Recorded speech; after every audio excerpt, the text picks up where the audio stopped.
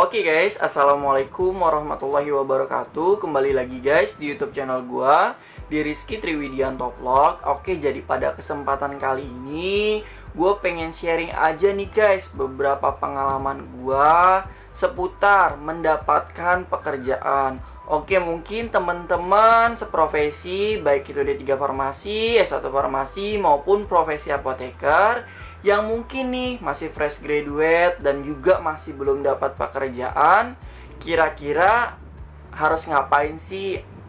Oke, jadi ini merupakan perspektif gua atau sudut pandang gua tentang cara mendapatkan pekerjaan di dunia kefarmasian ya guys ya.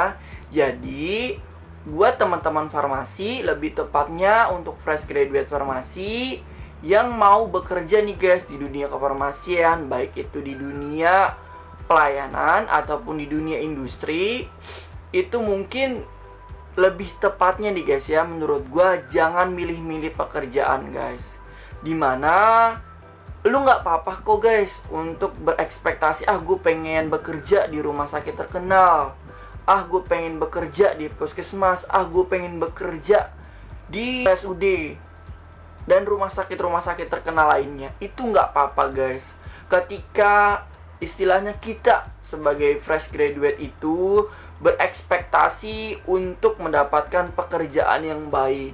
Tapi nggak bisa dipungkiri juga guys bahwa pengalaman juga sangat amat penting guys untuk jenjang karir kita ke depannya.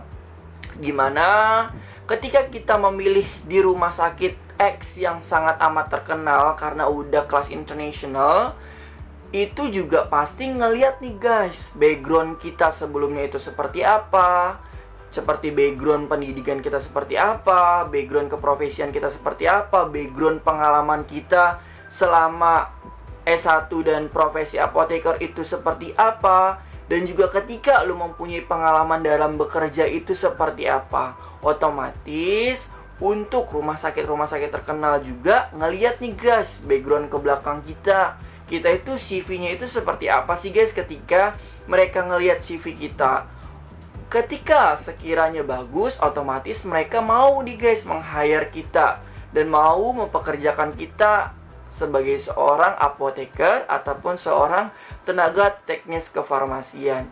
Akan tetapi ketika istilahnya kasar, ketika kita untuk fresh graduate aja masih memilih-milih pekerjaan, ketika lu masih istilahnya masih belum dapat dalam pekerjaan kefarmasian dan lu masih milih-milih dalam bekerja, itu juga amat disayangkan guys.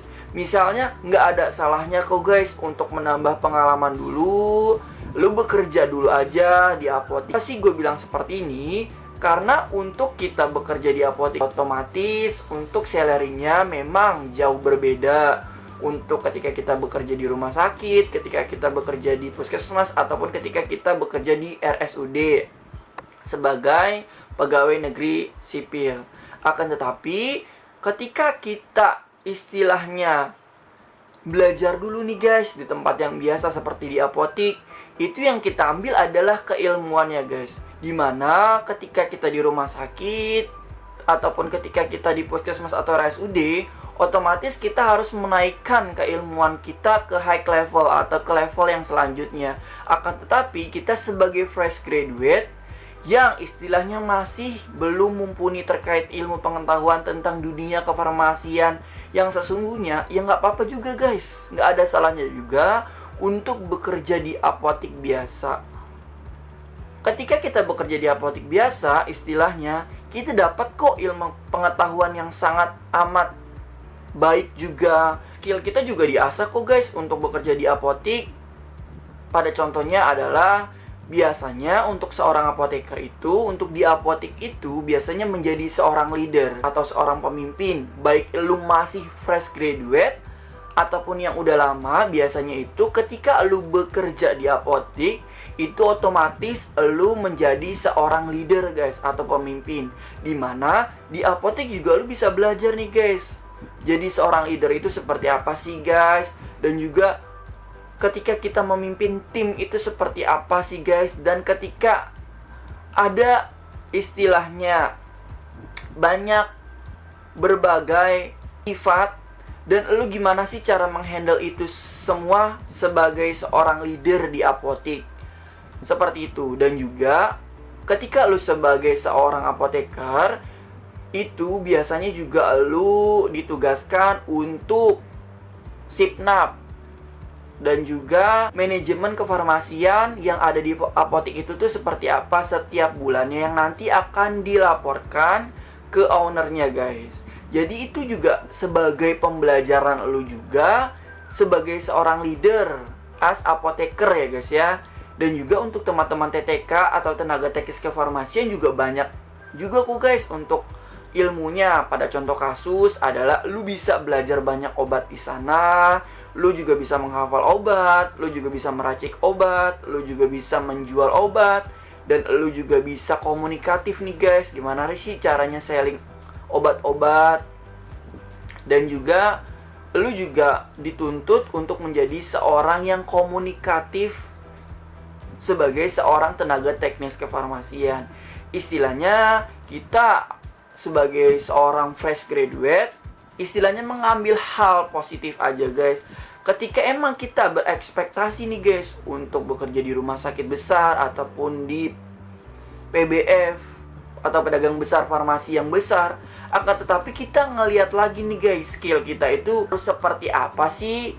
Kok kenapa sih kita itu nggak dipanggil-panggil sama HRD atau SDM? Itu kenapa sih? Ya udah, istilahnya ketika lamaran lu masih belum dipanggil juga, ya nggak ada salahnya juga kok, guys, lu bekerja di apotek. Ya ambil sisi positifnya, guys, ambil sisi keilmuannya. Dan ketika istilahnya lu 2 tahun ataupun 3 tahun ingin pindah ke rumah sakit, ataupun ingin tes kembali ke rumah sakit, ataupun ingin tes kembali ke PBF terkenal dan rumah sakit ternama, itu nggak ada salahnya untuk mencoba lagi. Barangkali ketika keilmuan teman-teman semua ini bertambah, otomatis HRD atau SDM bakal mempertimbangkan lagi nih, guys, akan CV lo itu seperti apa.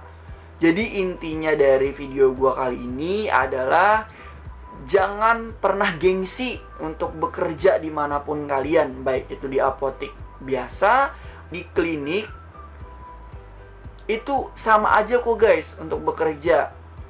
Emang ekspektasi kalian itu bisa bekerja di rumah sakit ternama, akan tetapi harus dipungkiri bahwa ketika kalian ingin bekerja di rumah sakit ternama, otomatis keilmuan kalian juga harus ditingkatkan, pengalaman kalian juga harus ditingkatkan. Memang gak semua rumah sakit itu melihat background kita sebelumnya dalam bekerja itu seperti apa. Memang tidak semuanya seperti itu. Akan tetapi istilahnya ketika kita masih belum bekerja atau masih belum ada panggilan, dan ketika kita bekerja di apotek udah langsung dapat panggilan, istilahnya seperti itu, ya udah, istilahnya terima aja, ambil hal positif, ambil keilmuan kita dimanapun kita bekerja.